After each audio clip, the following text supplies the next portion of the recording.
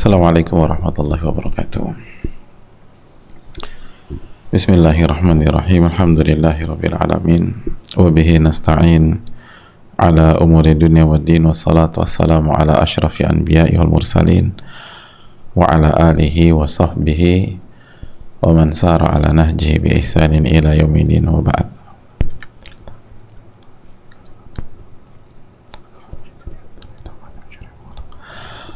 Allahumma inna nas'aluka ilman nafi'an wa na'udzubika min ilmin la yanfa'. Hadirin yang Allah muliakan, khususnya ibu-ibu sekalian, tidak ada kata yang pantas untuk kita ucapkan pada kesempatan kali ini kecuali bersyukur kepada Allah Subhanahu wa taala atas segala nikmat dan karunia Allah berikan dan Allah limpahkan kepada kita, sehingga kita bisa kembali berkumpul dalam rangka menuntut ilmu, dalam rangka meningkatkan iman kita. Dan yang lebih membahagiakan lagi, kita bisa bersama salah satu karya yang terbaik di bidangnya, yaitu kitab Al-Wabilus Shayyib karya Al-Imam Ibn Al-Qayyim rahimahullahu ta'ala. Bersyukurlah kepada Allah karena ini adalah anugerah yang lebih mahal daripada harta dunia. Sebagaimana marilah kita memperkuat syahadatain kita, la ilaha illallah kita, dan hendaknya kita menjaga komitmen dalam berittiba kepada Nabi SAW, dalam perbanyak salawat dan salam kepada Rasulullah sallallahu alaihi wa ala alihi wa sahbihi wa sallama tasliman katsira. Hadirin sekalian, khususnya ibu-ibu, karena ini kajian wanita, walaupun semua bisa ikut belajar dan ikut hadir,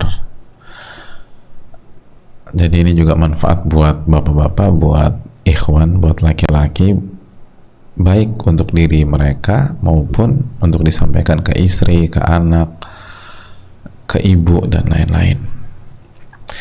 Jamaah sekalian Allah muliakan, pada pertemuan yang lalu kita sudah jelaskan bahwa Allah itu menguji kita bukan untuk menghancurkan kita. Fa innallaha subhanahu wa ta'ala lam yabtalihi liyuhlikahu. Allah subhanahu wa ta'ala itu memberikan musibah, memberikan ujian bukan untuk menghancurkan seorang hamba. Wa innama ibtalahu liyamtahina sabrahu wa ubudiyatahu. Namun Allah memberikan musibah atau ujian dalam rangka menguji kesabaran seorang hamba dan menguji ibadah seorang hamba tersebut. Jadi ini ujian menahan dan ujian bertahan, dan itu sudah kita bahas dengan segala keterbatasan kita pada pertemuan yang lalu.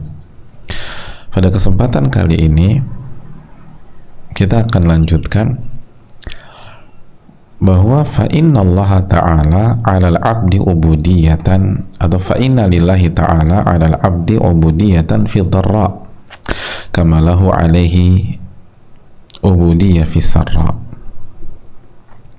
Ini penting hadirin. Sesungguhnya Allah Subhanahu wa ta'ala memiliki hak yang wajib ditunaikan seorang hamba. Jadi Allah Subhanahu wa ta'ala punya hak yang wajib ditunaikan oleh seorang hamba. Hak itu berupa apa sih, ibu-ibu sekalian? Hak itu berupa ibadah di waktu kita lapang, senang, dan nyaman. Mohon maaf. Saya ulang, salah. Fa inna lillahi ta'ala 'alal 'abdi ubudiyatan fi dharra kama lahu 'alaihi ubudiyatan fi sarra. Sesungguhnya Allah memiliki hak yang wajib ditunaikan oleh seorang hamba berupa ibadah ketika sedang susah, sedang sulit, sedang sakit, sedang capek. Sebagaimana Allah punya hak yang wajib ditunaikan oleh hambanya berupa ibadah ketika sedang lapang, ibadah ketika sedang senang, ibadah ketika sedang nyaman. Nah, ini penting hadirin. Walahu alaihi ubudiyah fima yakrahu kama lahu alaihi ubudiyah fima yuhib. Sebagaimana Allah punya hak untuk diibadahi ketika hamba itu tidak nyaman terhadap sesuatu, tidak suka terhadap sesuatu, sebagaimana seorang hamba harus beribadah kepada Allah ketika dia lagi senang dan lagi suka terhadap sesuatu. Nah, ini penting.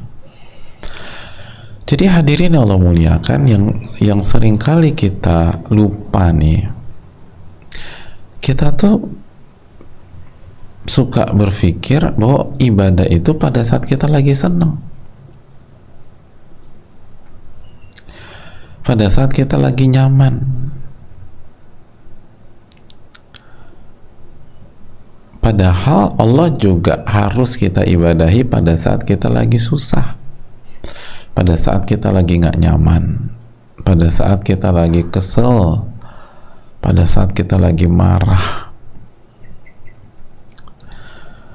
Jadi sebagaimana kita wajib beribadah kepada Allah pada saat kita lagi senang, kita wajib beribadah kepada Allah pada saat kita lagi sebel. Pada saat, sebagaimana kita wajib beribadah kepada Allah pada saat kita lagi sehat, kita wajib beribadah kepada Allah pada saat kita lagi sakit. Kita wajib beribadah kepada Allah pada saat rumah tangga kita harmonis, sebagaimana kita wajib beribadah kepada Allah pada saat rumah tangga kita lagi ada masalah, lagi ribut, lagi berantem. Sebagaimana kita wajib beribadah kepada Allah di saat komunikasi kita dengan suami, dengan anak-anak, dengan orang tua lagi lancar, begitu juga kita wajib beribadah kepada Allah Subhanahu wa Ta'ala pada saat ada miskomunikasi antara kita dengan suami, komunikasi dengan anak atau orang tua lagi nggak lancar.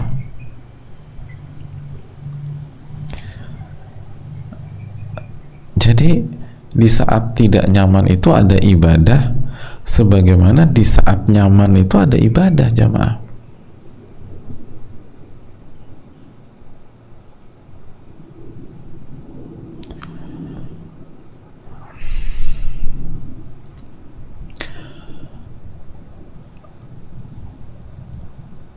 Nah, kita nih sering lupa ketika lagi ada masalah, ketika lagi sulit.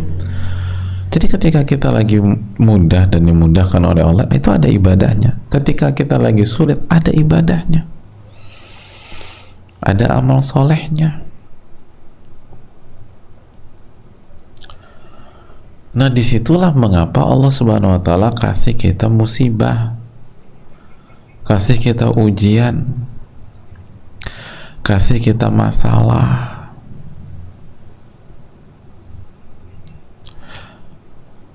Ada yang dikasih sakit saat ini, ada yang dikasih nggak nyaman dengan rumah tangganya, ada yang dikasih kesulitan ekonomi. Tujuannya apa, hadirin? Allah ingin menguji kita agar kita tidak hanya beribadah kepada Allah di saat kita lagi lapang. Allah ingin lihat kinerja kita sebagai hamba di saat kita lagi sulit. Kira-kira ibadah-ibadah dalam kondisi sulit diamalin nggak ya sama Mbak Fulanah gitu loh. Kira-kira ibadah-ibadah dalam kondisi lagi nggak punya duit diamalkan nggak sama Bu Fulanah. Nah, itu. Hadirin Allah muliakan.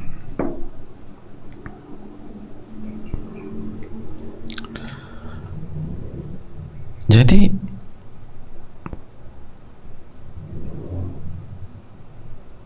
ini yang perlu kita camkan. Ngomong-ngomong Pak Ustadz, Mbak Fulanah itu siapa? Oh, Fulanah itu adalah kata jika orang Arab ingin menyebutkan seseorang tanpa nama, jadi anonim dalam bahasa Arab. anonim dalam bahasa, jadi tanpa identitas sama nama. Biasanya kita orang Arab tuh biasa sebutkan fulan dan fulanah gitulah. Kalau bahasa kita sebagian ibu sebut saja mawar. Nah itu. Jadi hadirin Allah muliakan, nah ini seringkali kita lupa.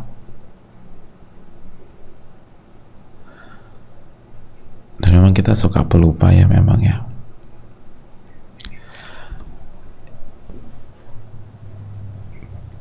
Ternyata masalah nggak punya uang, kesulitan, ribet, segala macam, itu adalah kotak ujian. Sebagaimana ketika lagi lapang, sehat, nyaman pun juga sebuah kotak ujian dalam kehidupan. Makanya kan Nabi SAW dalam hadis yang sangat menarik, belum mengatakan apa? Ajaban di amril mu'min, menakjubkan perkara seorang mukmin. Inna amrohu kullahu khair, karena segala kondisi yang dialami pasti baik dan terbaik untuk dirinya.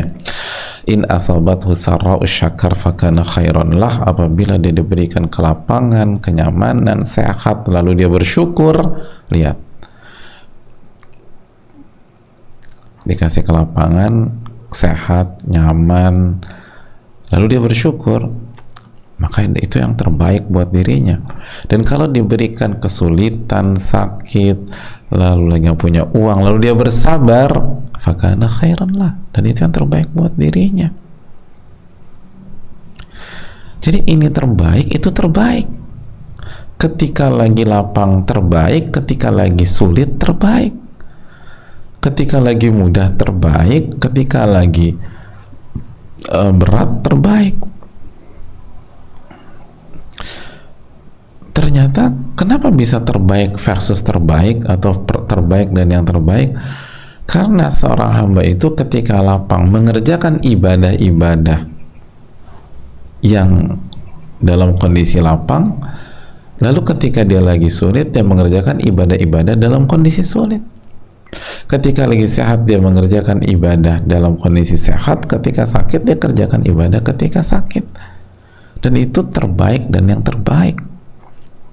Jadi Nabi dalam hadis ini nggak mengatakan yang ranking satunya yang lapang, yang ranking duanya yang lagi sulit ya. Enggak. Ini terbaik, ini terbaik. Ini baik, ini baik. Karena ternyata lapang dan sulit itu semata-mata hanya wadah beribadah kepada Allah. Itu poinnya.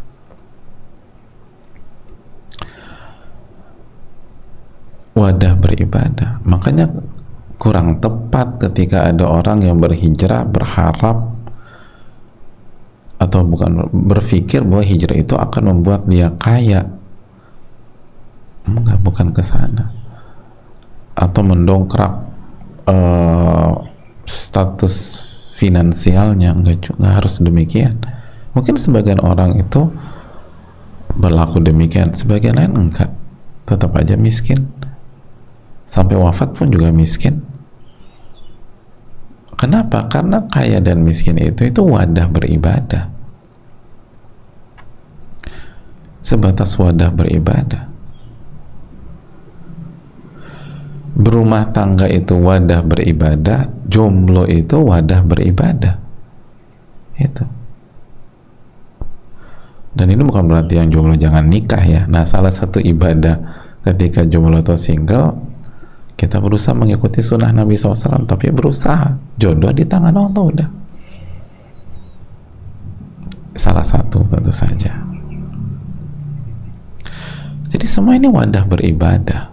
Sebagaimana Allah harus diibadahi ketika kita lagi nyaman, Allah harus diibadahi ketika kita sedang sulit. Ketika normal, ini adalah wadah ibadah. Ketika pandemi, ini adalah wadah beribadah.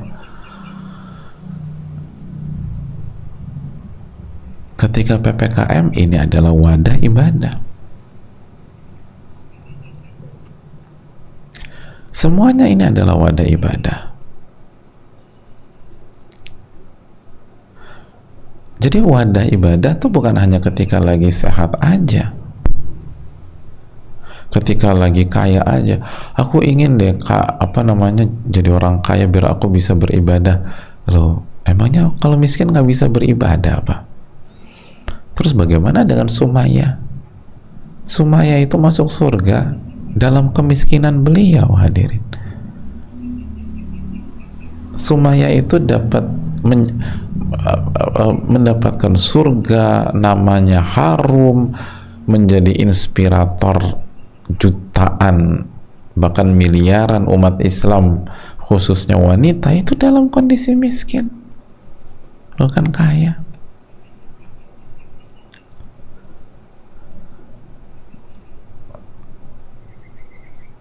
Masih ingat wanita yang sakit epilepsi, yang minta didoakan Nabi SAW? Lihat, beliau, wanita itu, menginspirasi miliaran umat Islam, bukan dalam kondisi sehat, tapi dalam kondisi sakit.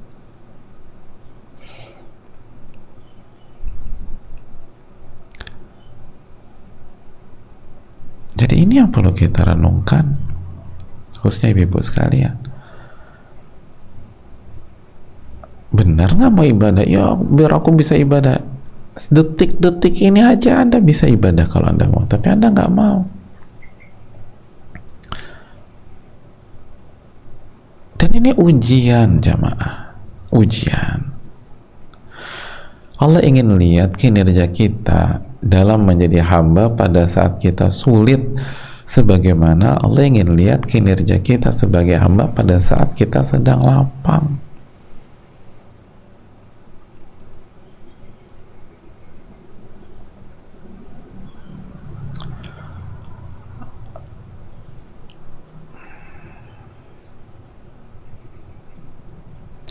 Itu poinnya, jamaah.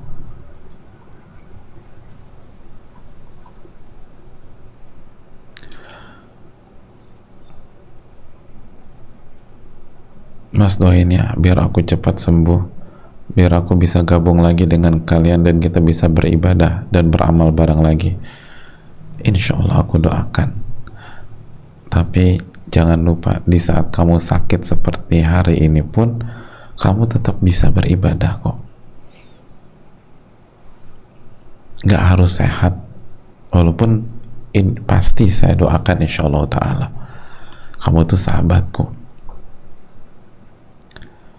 Tapi jangan berpikir bahwa ibadah hanya sebuah kesempatan bagi orang-orang yang punya kelapangan. Enggak. Ini dalam sekali.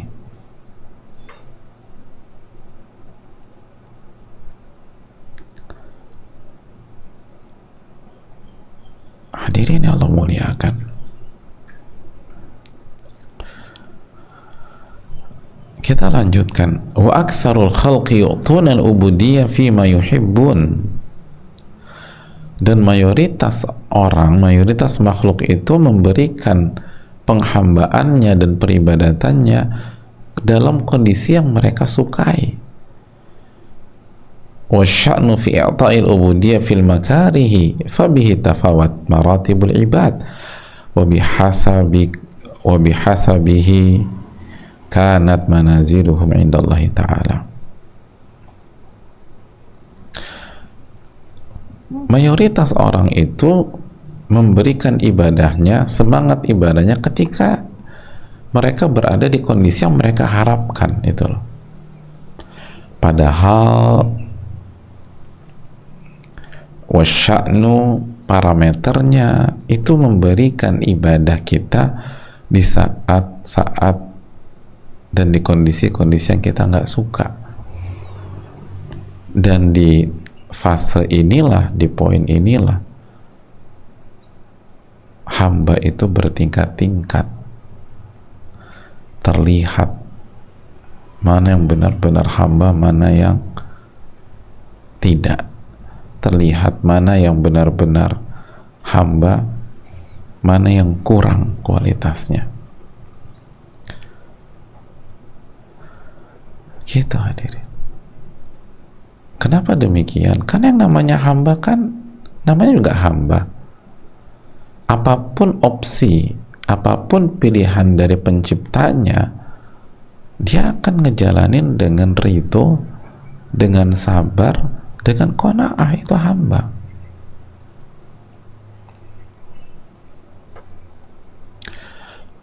Di samping dia pun juga berjuang karena itu sunnah Nabi SAW. Misalnya, tadaw wala tadaw bil haram, berobatlah dan jangan berobat dengan cara yang haram.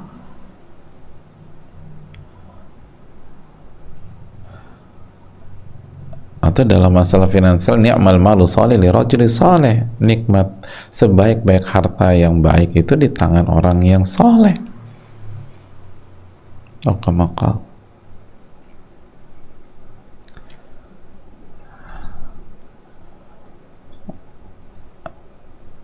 hadirin yang Allah muliakan, tapi dia akan jalani ibadah-ibadah ketika dia sulit itu. Coba kita renungkan, mayoritas orang, kata para ulama, itu semangat beribadah ketika berada di kondisi yang dia harapkan. Tapi begitu di dalam kondisi yang dia tidak harapkan, dia lupa bahwa dia adalah hamba. Dia protes sama Allah, dia kesel gitu, dia marah, dan dia melakukan sikap-sikap yang menunjukkan dia belum menyelami hakikat sebagai seorang hamba. Dia belum memahami surat Adz-Dzariyat ayat 56, wa ma khalaqtul jinna wal insa illa liya'budun, tidaklah aku ciptakan jin dan manusia kecuali untuk beribadah kepadaku, untuk beribadah, bukan untuk memaksakan kehendak kita, memperjuangkan yang kita impikan. Selama itu halal dan syar'i, ya itu perintah, tapi memaksakan tidak. Tugas kita hanya berusaha.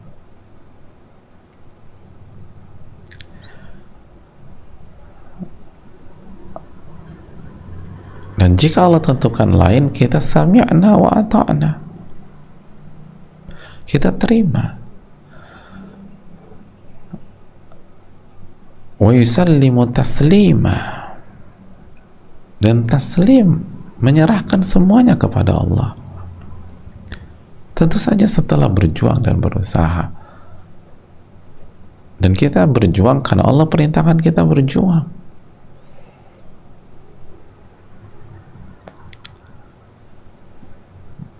Jadi hadirin Allah muliakan, disitulah kelebihan seorang hamba.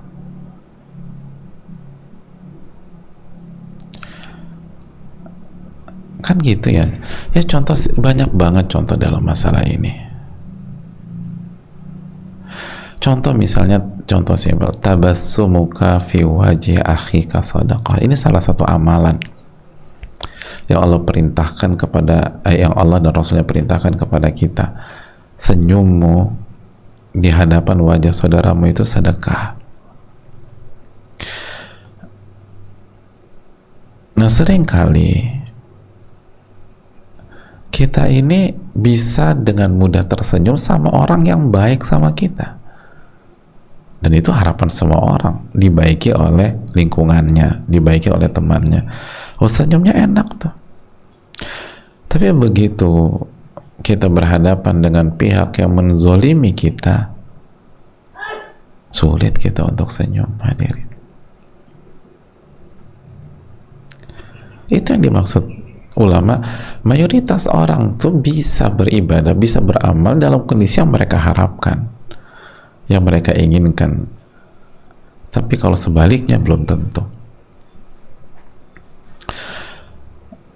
Nah, kalau kita bisa senyum di hadapan orang yang gak baik sama kita dalam rangka mengamalkan sunnah Nabi SAW, itu kan kualitas sebagai umat Nabi SAW, kualitas sebagai hamba Allah Subhanahu wa Ta'ala, itu benar-benar teruji dan terlihat.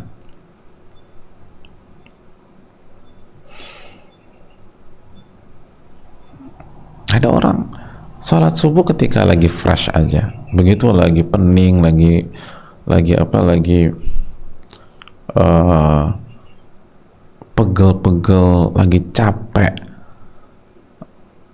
lalu dengar azan ketika waktu fajar, Allahu Akbar, Allahu Akbar,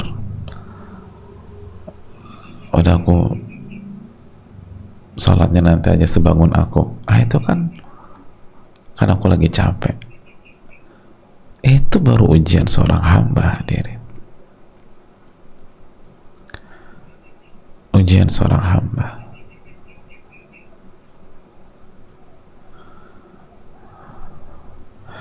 Ada banyak istri itu nggak bisa melayani suaminya,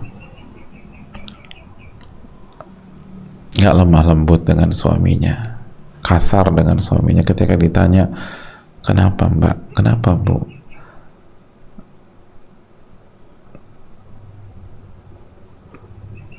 bukankah kita punya teladan Khadijah itu gimana melayani Nabi SAW, Aisyah tuh bagaimana melayani Nabi SAW. Nanti mereka jawab, mereka itu kan suaminya Rasulullah Pak Ustadz, suamiku Pak Ustadz. Aduh,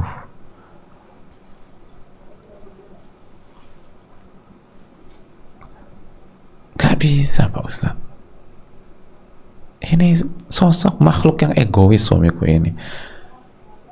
Coba kalau suamiku baik, aku akan baik. Nah ini, jadi dia baik ketika berada di kondisi yang dia harapkan, baru dia baik. Tapi dalam kondisi yang tidak sesuai harapan dia nggak bisa baik. Nah ini pertanyaannya, kita nih hamba Allah atau hamba nafsu gitu loh. Kalau kita hamba Allah, Allah suruh baik, unzuri aina anti minhu fa innahu jannatuki aw naruk. Lihatlah bagaimana suamimu menilai dirimu, karena suamimu itu surga dan nerakamu. Suamimu itu surga atau nerakamu. Ada banyak contoh dalam masalah ini, hadirin, yang menunjukkan bahwa manusia itu seringkali semangat ibadah, semangat beramal, semangat berbuat baik dalam kondisi yang dia harapkan. Begitu kondisinya tidak sesuai dengan harapannya, dia berpaling, dia kehilangan selera, dia tidak bergairah, dia malas, bahkan yang lebih parah, dia salahkan Allah Tabaraka wa Ta'ala.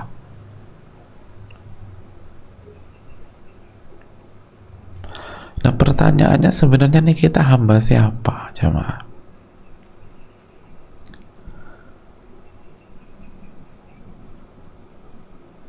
Allah Ta'ala alam bisawab.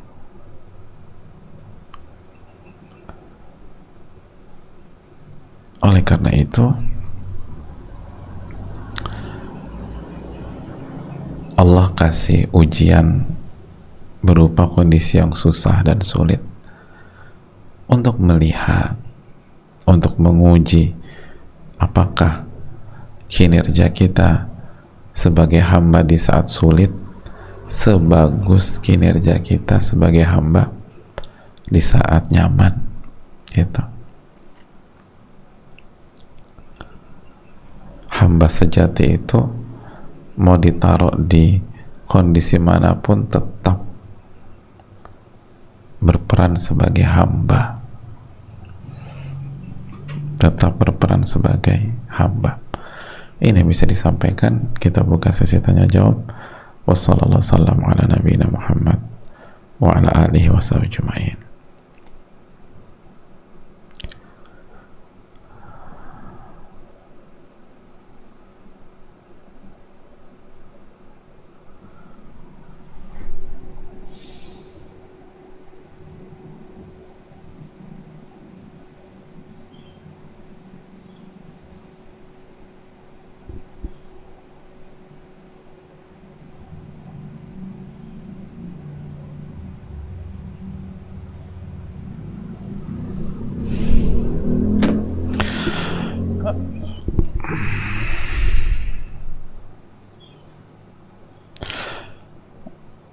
Assalamualaikum warahmatullahi wabarakatuh. Waalaikumsalam warahmatullahi wabarakatuh. Semoga Al-Imam Ibnul Qayyim rahimahullah, Pak Ustadz, keluarga, tim, serta seluruh umat Islam senantiasa mendapatkan rahmat dan kasih sayang Allah. Amin ya rabbal alamin.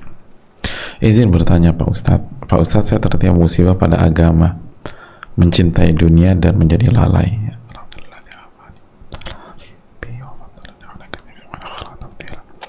Apakah musibah saya jika disikapi dengan 3 poin sabar yang diajarkan Ibnul Qayyim rahimahullah bisa juga berubah menjadi nikmat Pak Ustadz? Saya takut sekali jika musibah saya ini hanya merupakan azab. Saya masih berusaha bangkit dari keterpurukan agama saya dan berat sekali. Seakan Allah SWT menutup pintu beramal untuk saya. Setiap saya niat beribadah, tiba-tiba saya disibukkan dengan urusan dunia. Apa yang harus saya lakukan Pak Ustadz? Mohon nasihatnya, jazakallahu khairan Pak Ustadz. Terima kasih. Yang pertama, insya Allah beliau yang bertanya, ketika bertanya ini adalah tanda kebaikan. Ini tanda kebaikan. Orang sakit yang merasa dirinya sakit itu langkah awal menuju perjuangan menuju sembuh. Yang jadi masalah itu orang tuh nggak merasa sakit bahwa dirinya sakit. Itu bahaya. Nah, apakah 3 poin Ibnul Qayyim bisa menjadi solusi? Jawabannya jelas ya. Apa 3 poin sabarnya Ibnul Qayyim? Yang pertama, jaga nafsu, tahan nafsu dan tahan jiwa. Yang kedua, tahan lisan. Dan yang ketiga, tahan anggota badan. Dan intinya obat hubud dunia kan 3 ini jamaah. Ya kan? Dan kenapa kita terjerumus ke cinta dunia? Karena kita nggak nahan nafsu kita terhadap dunia. Kita lepaskan sehingga jadi liar. Nah, jadi solusinya tahan. Pengen ini tahan. Kecuali yang kita butuhkan memang. Yang di luar kebutuhan tahan. Dan jangan omongin dunia, tahan lisan. Omongin nikmat Allah Subhanahu wa ta'ala. Bicarakan kebaikan Allah. Bicarakan ilmu. Jangan bicarakan dunia lagi. Itu hadirin.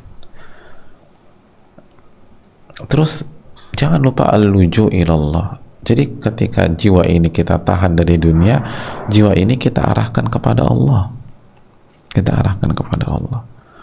Lalu doa dengan sebenar-benarnya doa. Di antara doanya apa? Wala taj'alid dunya akbara hammina. Nabi mengajarkan kita doa sallallahu alaihi wasallam, dan ya Allah, dan janganlah engkau jadikan dunia sebagai ambisi terbesar kami. Jangan sampai dunia itu menjadi ambisi terbesar kami. Itu hal penting jamaah. Lalu yang berikutnya, cari sahabat-sahabat yang solehah. Kan ini kemungkinan besar kan ibu-ibu ya. Cari sahabat-sahabat solehah. Dan kalau memang waktu ibadah, jangan disibukkan dengan urusan dunia, kecuali darurat. Karena dunia nggak ada selesai-selesainya hadirin. Nggak tidur 24 jam juga ada aja kesibukan dunia. Jadi begitu waktunya ibadah, jangan. Begitu sholat misal, jauhkan handphone. Nggak ada sosial media misal pas sholat, taruh jauh-jauh gitu. Dan banyak doa. Insya Allah Allah kasih taufik hadirin. Wallahu ta'ala bisawab. Assalamualaikum warahmatullahi wabarakatuh. Waalaikumsalam warahmatullahi wabarakatuh. Semoga Allah merahmati Al-Imam Ibnul Qayyim. Amin ya rabbal alamin. Semoga Ustadz, keluarga, dan tim serta seluruh kaum muslimin diampuni dosa-dosanya. Amin. Selalu dirahmati dan senantiasa diberikan kesehatan oleh Allah. Amin ya rabbal alamin. Mohon tipsnya Ustadz agar ketika sedang haid tidak merasa libur ibadah, dan menjaga agar iman tidak turun walaupun sudah tetap menjaga zikir dan membaca Al-Quran, tapi rasanya tetap ada yang kurang karena tidak bisa sholat. Mohon nasihatnya Ustadz, jazakallahu khair Ustadz, barakallahu fiikum, barakallah. wa iyyak. Yang perlu kita camkan, ingatlah bahwa pada saat kita sedang tidak sholat zuhur di waktu zuhur karena haid, tidak sholat subuh di waktu subuh karena haid, kita sedang beribadah kepada Allah. Itu harus diyakini. Jadi bukan libur ibadah, itu sedang ibadah. Karena ibadah bukan hanya menjalankan perintah, ibadah juga menjauhi larangan. Dan ketika wanita sedang haid atau nifas, mereka dilarang sholat, dilarang puasa. Maka ketika wanita itu tidak sholat, maka dia sedang ibadah. Dia sedang ibadah. Jadi rasakan benar bahwa kita sedang ibadah, dan insya Allah pahala demi pahala. Gitu hadirin.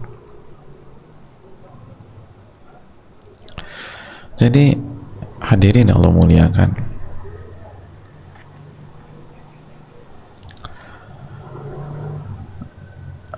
itu yang pertama. Yang kedua, perbaiki kualitas. Ketika kita sudah berzikir, ketika kita sudah baca Al-Quran, coba perbaiki kualitas zikir kita dan bacaan Al-Quran kita.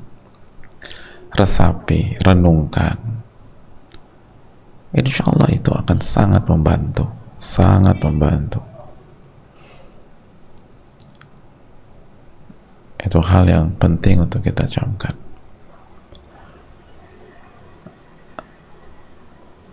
Lalu yang menambah iman juga menuntut ilmu. Itu juga menambah iman yang sangat kuat. Allah Ta'ala alam. Dan banyak doa, coba banyak doa. Jadi ingat, tidak ada kata libur. Itu pun ibadah, meninggalkan larangan dari Allah Subhanahu wa Ta'ala. Terima kasih banyak. Assalamualaikum warahmatullahi wabarakatuh. Semoga Allah berikan rahmat yang luar biasa kepada Ibnul Qayyim, Ustadz dan tim serta seluruh keluarga. Amin ya rabbal alamin. Begitu juga yang bertanya, dan begitu juga dengan seluruh kaum muslimin. Amin ya rabbal alamin. Ustadz, rumah tangga saya baru berjalan 6 bulan. 3 bulan sudah saya dan suami pisah rumah.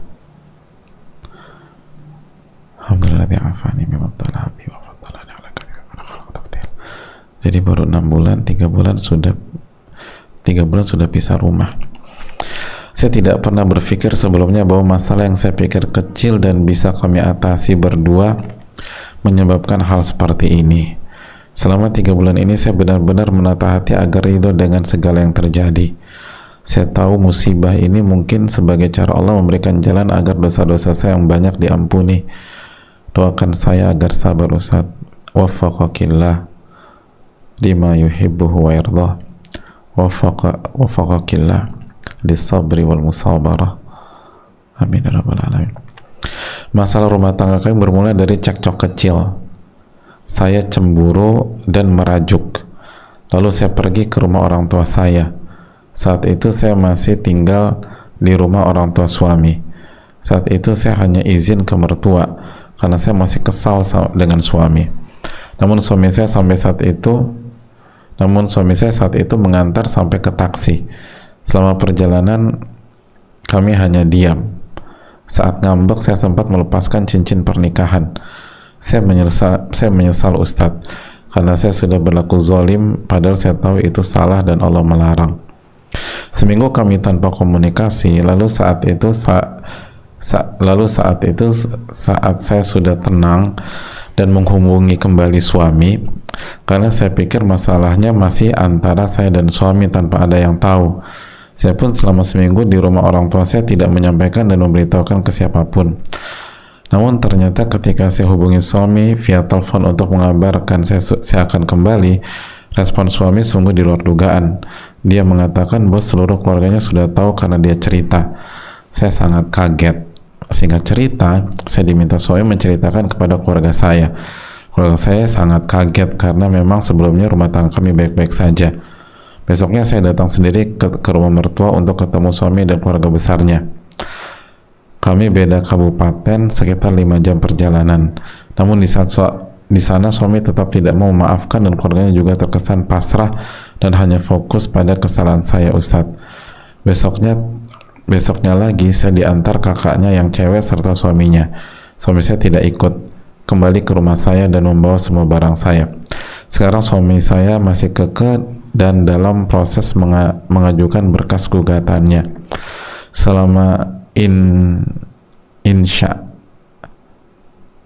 ini saya hanya bisa memperbanyak ibadah dan bertaubat, Ustadz. Saya sudah berapa kali setelah itu membujuk suami, namun responnya tetap keras, ingin pisah. Kadang saya lelah, Ustadz, seakan memohon dengan manusia. Sekarang sudah 1 bulan lebih, saya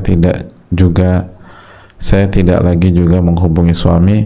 Saya fokus ke Allah. Benarkah sudah yang saya lakukan, Ustadz? Jazakallahu khairan. Hadirin yang Allah muliakan, terima kasih atas pertanyaannya.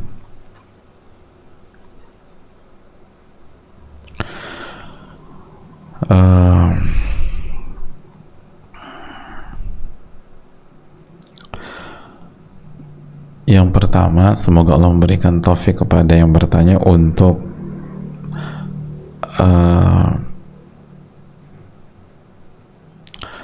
menyelesaikan masalah ini, dan semoga Allah uraikan masalah ini dengan sebaik-baiknya, amin ya rabbal alamin.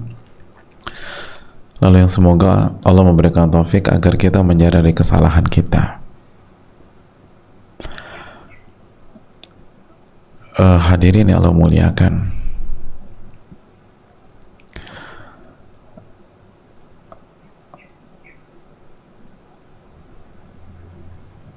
inilah sebabnya kenapa Allah melarang istri melakukan tindakan-tindakan seperti ini, karena sangat tidak produktif, sangat kontraproduktif dan berbahaya.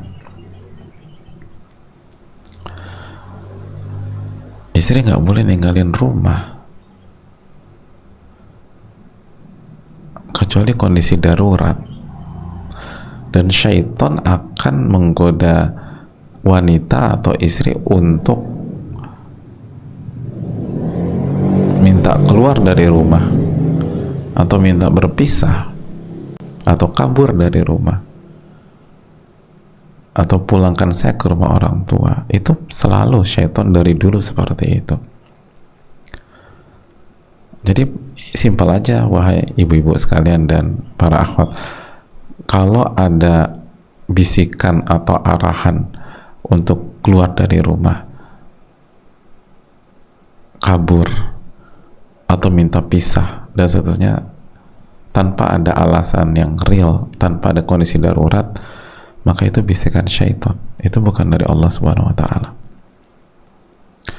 Allah itu meminta kita islah.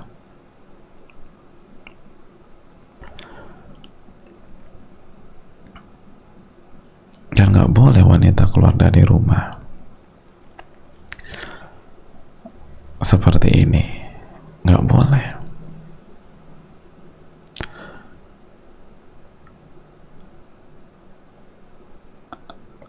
Karena sekali lagi kan Allah katakan walaisa dzakaru kal untha, laki-laki itu beda dengan wanita, ibu-ibu. Ya aku juga tahu Pak Ustadz. Iya, maksud saya tuh sesuatu yang kita pikir itu sederhana, tapi bagi laki-laki itu bisa dalam. Sebagaimana sebaliknya, ada beberapa hal yang dianggap laki-laki itu biasa, bagi wanita itu dalam. Makanya kemampuan kita mengerti DNA laki-laki dan bagi laki-laki mengerti DNA wanita itu sangat penting dalam kehidupan rumah tangga.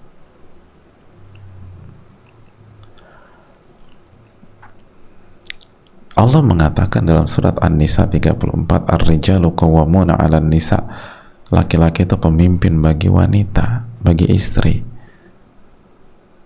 Karena sifat kepemimpinan yang Allah berikan kepada laki-laki itu lebih dominan daripada kepada wanita.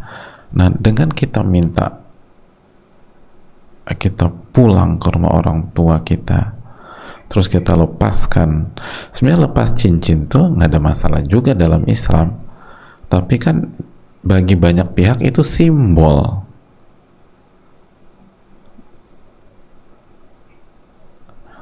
Intinya kan bukan itu. Jadi intinya bukan tentang lepasin, tapi perginya kita, nggak mau nurutnya kita, nggak mau taatnya kita, nggak mau berada di bawah kepemimpinannya. Itu kan ketika kita, aku harus pulang, aku nggak mau pulang, itu kan berarti kan kita dalam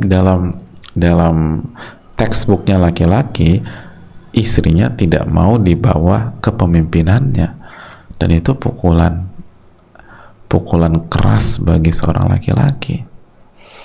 Ditambah lagi jamaah, kita ini tinggal di rumah keluarga suami.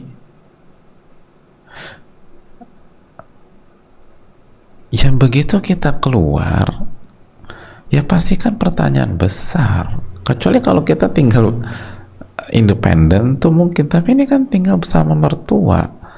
Emangnya nggak ditanya apa? Lalu yang berikutnya, lihat, ini bukan tentang ditanya ya,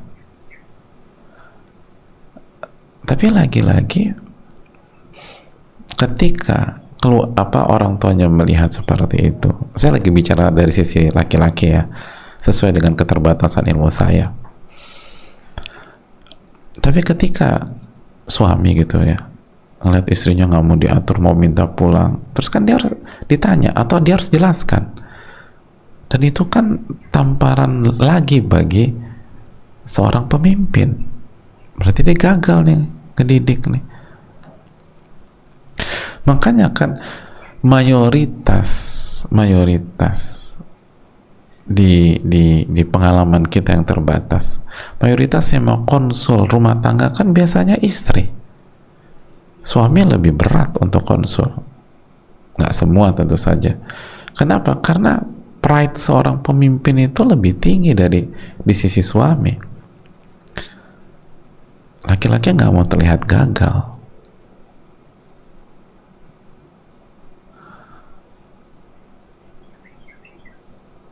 Kehormatan pemimpinnya nggak mau jatuh.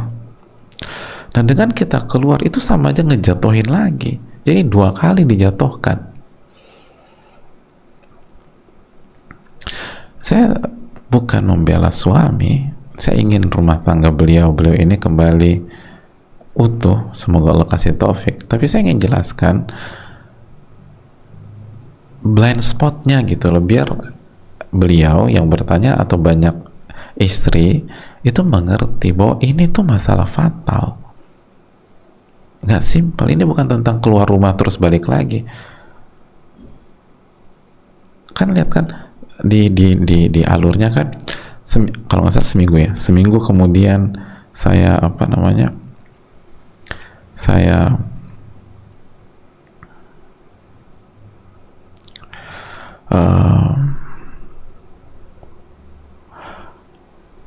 saya putuskan untuk balik lagi, atau saya kabari akan kembali, tapi respon suami itu berubah luar biasa, kalau nggak salah itu ya. Iya, itu kan keliru.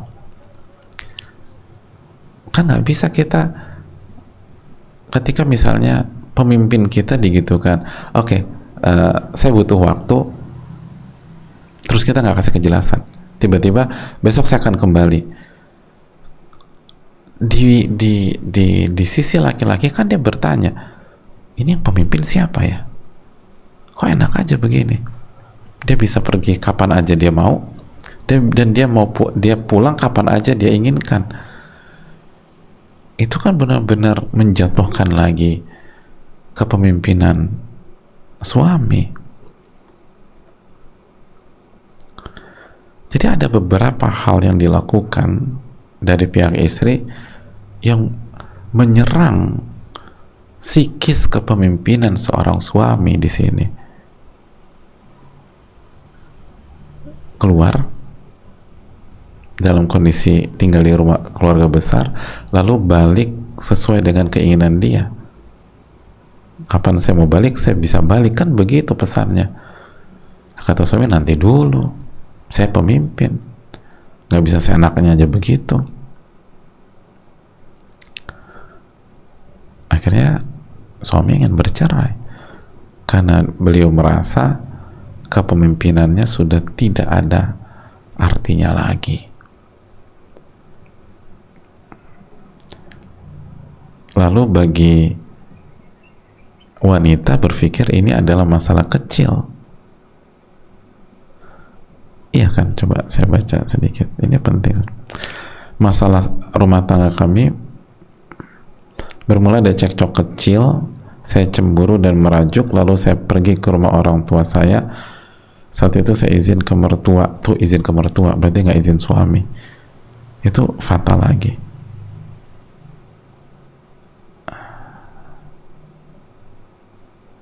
Tuh, saya tidak pernah berpikir sebelumnya bahwa masalah yang saya pikir kecil dan bisa kami atasi berdua menyebabkan hal sebenarnya. Saya pikir kecil. Ini bukan hal kecil, ini hal besar banget.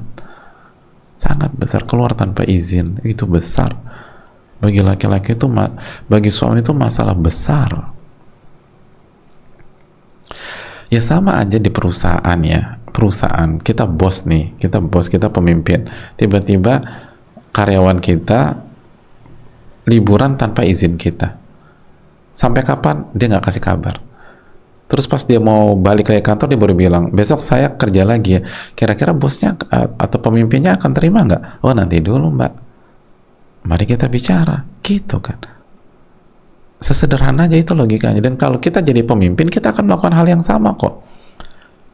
Bawahan kita, atau kita punya asisten rumah tangga lah, biasa ibu-ibu punya asisten rumah tangga, tiba-tiba pulang nggak izin kita, terus nggak bilang sampai kapan, tiba-tiba dia telepon, besok saya kembali ya bu ya, kita akan terima. Oke, kalau ada asisten rumah tangga gitu, terima nggak? Tapi kinerjanya bagus selama ini, pergi dari rumah nggak jelas kapan, nggak bilang apa, nggak minta izin, tiba-tiba balik, pas mau balik lagi, antum terima nggak? Nggak terima. Ini bukan masalah kecil, ini menyerang DNA kepemimpinan, itu fatal. Oleh karena itu tobat-tobatan nasuha. Nggak ada maksud saya menyalahkan atau menjatuhkan yang bertanya, tapi saya ingin menjelaskan ini fatal loh, gitu loh. Gini loh, perasaan suami Anda tuh begini, dan mungkin kita juga kalau jadi pemimpin di perusahaan atau di itu akan melakukan hal yang sama. Jadi gini aja deh, tobat, lalu segera minta maaf secara maksimal. Kalau perlu pakai bahasa apa ya? Bombardir, minta maaf, dan bilang saya tahu kesalahan saya fatal, saya jelas-jelas keliru, saya minta maaf.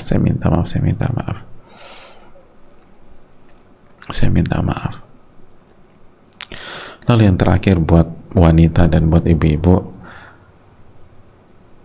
lawanlah rasa cemburu yang melampaui batas, sampai-sampai sebagian ulama itu mengatakan bahwa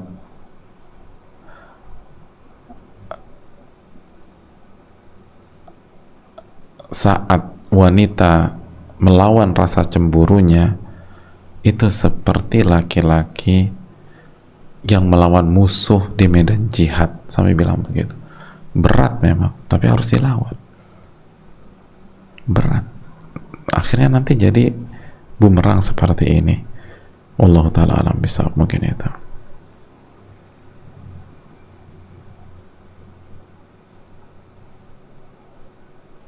Pertahankan dan perjuangkan, minta maaf, bilang saya tahu kesalahan saya fatal, engkau berhak marah, tapi semoga kita bisa memperbaiki, saya dikasih kesempatan memperbaiki kesalahan saya, minta maaf. perjuangkan.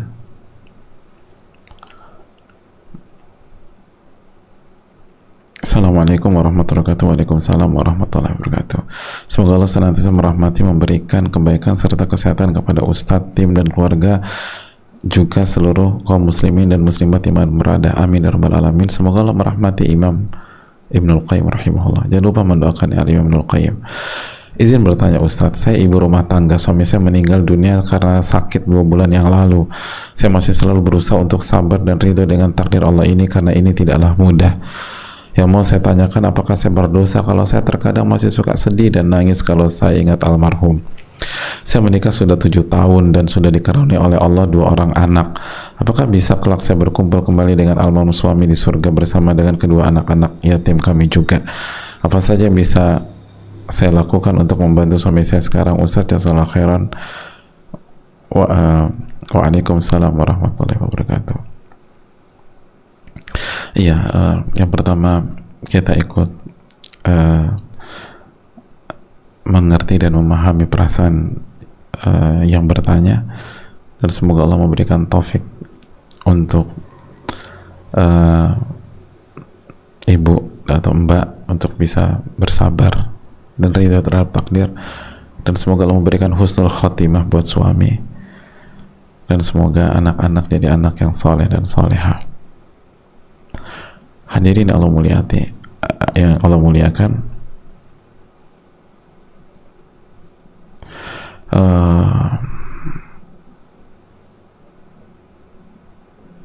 yang pertama, apa yang bisa dilakukan? Yang bisa dilakukan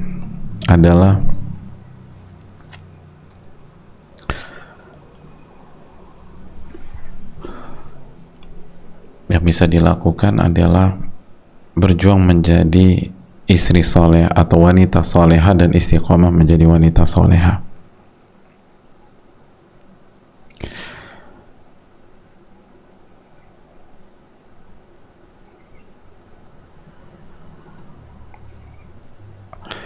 Jadi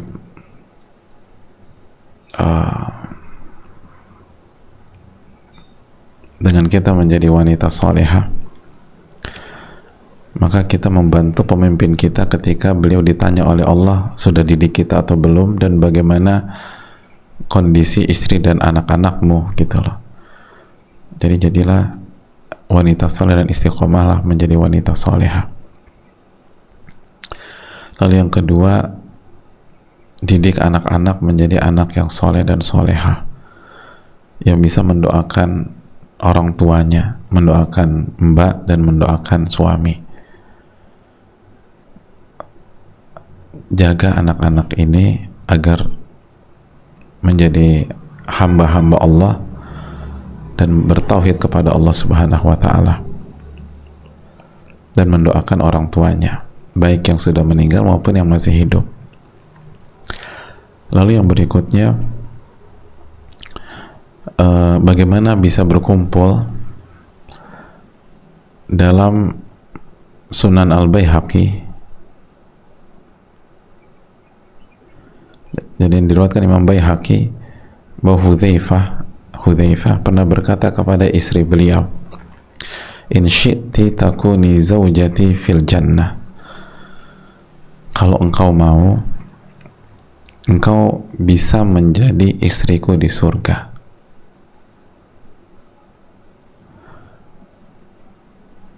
Jadi kalau engkau mau, ini pilihan ya, tapi kalau kamu mau bareng-bareng lagi di surga, ini ada tipsnya. Apa tipsnya? Kata Hudzaifah, fala tazawwaji ba'di, kamu jangan nikah lagi setelah aku wafat. Kamu jangan menikah lagi jika aku wafat. Fa innal mar'ata fil jannati li akhiri azwajiha fid dunya, karena wanita itu di surga nanti akan bersama suami terakhirnya ketika di dunia. Suami terakhirnya ketika di dunia. Makanya Allah mengharamkan istri-istri Nabi untuk menikah lagi setelah Nabi SAW wafat. karena istri-istri Nabi di dunia akan menjadi istri-istri beliau di surga. Nggak mudah memang, tapi itu Allah Ta'ala bisa, walaupun terjadi khilaf dalam masalah ini, dan tapi ini diantara atau salah satu pendapat yang kuat dan dikuatkan banyak para ulama. Allah Ta'ala alam bisawab. Saya rasa cukup sampai di sini. Semoga bermanfaat dan semoga Allah memberikan taufik kepada kita dan amalkan ilmu kita di hari-hari ini. Ini hari-hari nggak mudah, kecuali Allah buat mudah untuk kita. Semoga Allah menjaga kita, semoga Allah memberikan ilmu yang bermanfaat, semoga Allah memberikan kita kesempatan untuk terus beramal soleh dan beribadah kepada Rabbul Alamin. Allahumma inna nas'aluka ilman nafi'an wa na'udzubika min ilmin la yanfa'. Rabbana taqabbal minna subhanakallahumma bihamdika asyhadu an la ilaha illa anta astaghfiruka wa atubu ilaik. Assalamualaikum warahmatullahi wabarakatuh.